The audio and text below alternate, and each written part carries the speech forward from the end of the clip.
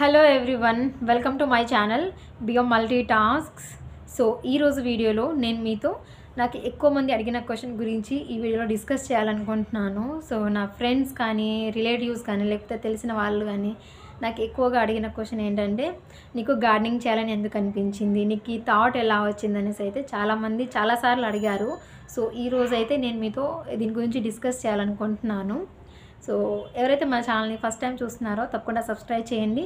దాని పక్కనే bell icon ఉంటుంది, దాన్ని కూడా క్లిక్ చేయడం వల్ల నేను చేసే ప్రతి ఒక్క వీడియో అప్డేట్స్ మీరు మిస్ అవ్వకుండా టైంకి చూడవచ్చు. అలాగే వీడియోని లైక్ కూడా చేయండి. సో ఫస్ట్ ఆఫ్ ఆల్ నేను మీతో మీకు కొన్ని క్వశ్చన్స్ అడగాలనుకుంటున్నాను.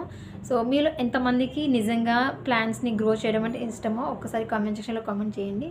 అలాగే ఓన్గా వెజిటబుల్ని గ్రో చేయడం కానీ లేకపోతే మీరు ఏం చదువుతున్నారు అంటే మీ వర్క్ ఏంటి, దాని తర్వాత మీరు ఏ సమయంలో ఖాళీగా ఉంటారో ఒకసారి తెలియజేయండి.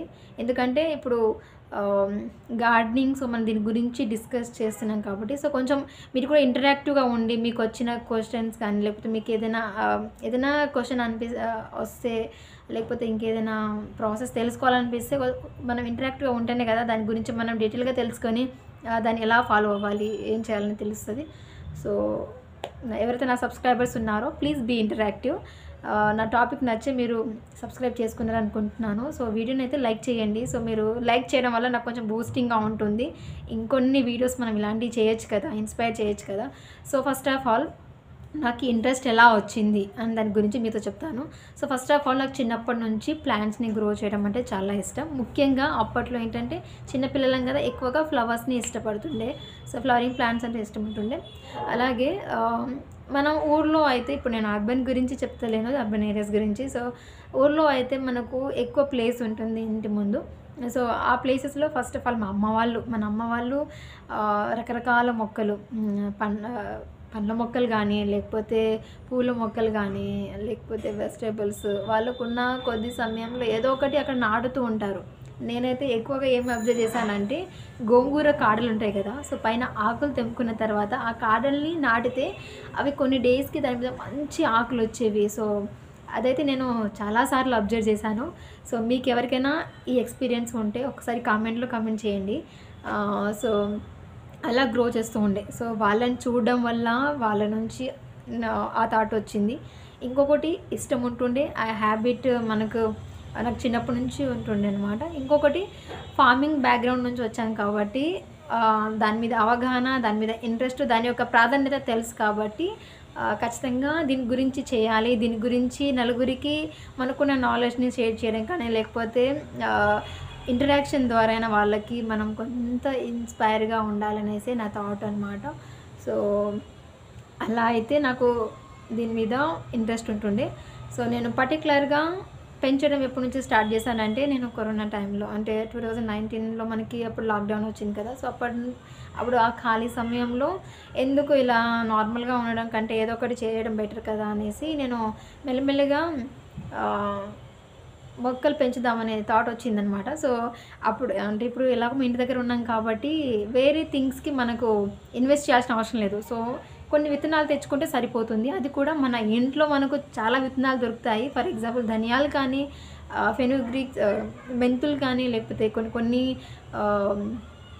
కూరగాయలు సీడ్స్ లైక్ టొమాటోస్, కుళ్ళిపోయిన టొమాటోస్ నుంచి కూడా మనం మొక్కల్ని పెంచి టొమాటోస్ని హార్వెస్ట్ కూడా చేసుకోవచ్చు అనమాట. నేను ఇది చాలాసార్లు ఫాలో అయ్యాను, ఇది సక్సెస్ కూడా అవుతుంది.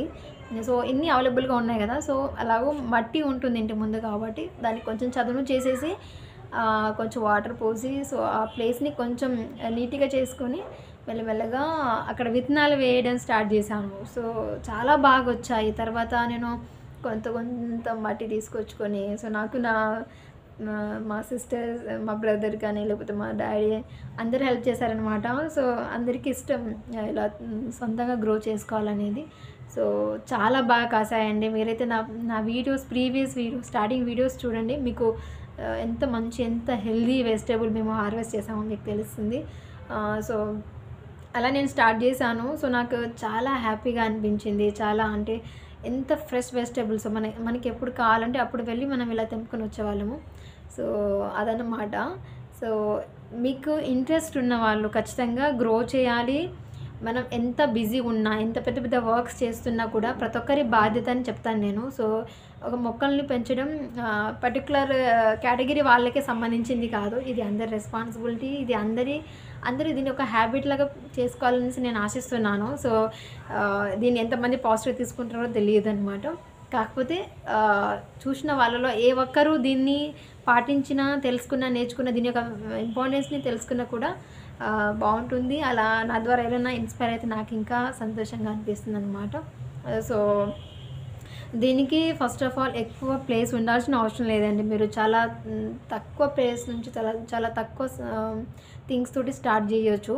సో నేను ముఖ్యంగా అయితే నేను మీతో లీఫీ వెజిటేబుల్స్ తోటి స్టార్ట్ చేయండి. సో లీఫీ వెజిటేబుల్స్ తోటి స్టార్ట్ చేస్తే ఏంటంటే వాటి యొక్క జర్మినేషన్ పర్సంటేజ్ అనేది ఎక్కువ ఉంటుంది ఆ సీడ్స్వి.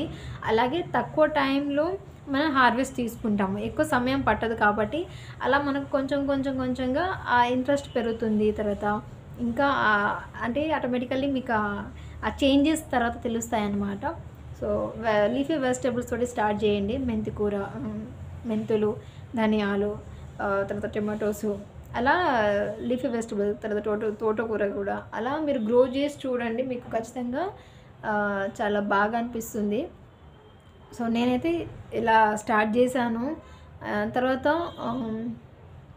ఏమంటారు, కొన్ని పెద్ద మొక్కలు అంటే బెండకాయలు కానీ, వంకాయలు కానీ, లేకపోతే తర్వాత పాదులు, ఇంకా అన్నీ గార్డ్ ఫ్యామిలీకి సంబంధించిన కూరగాయలు. సో ఏమంటారు, బాటిల్ గార్డ్, బిటర్ గార్డ్, ఇంకా ఏమో ఉంటాయి కదా. సో ఇవన్నీ గ్రో చేసుకోవచ్చు అనమాట.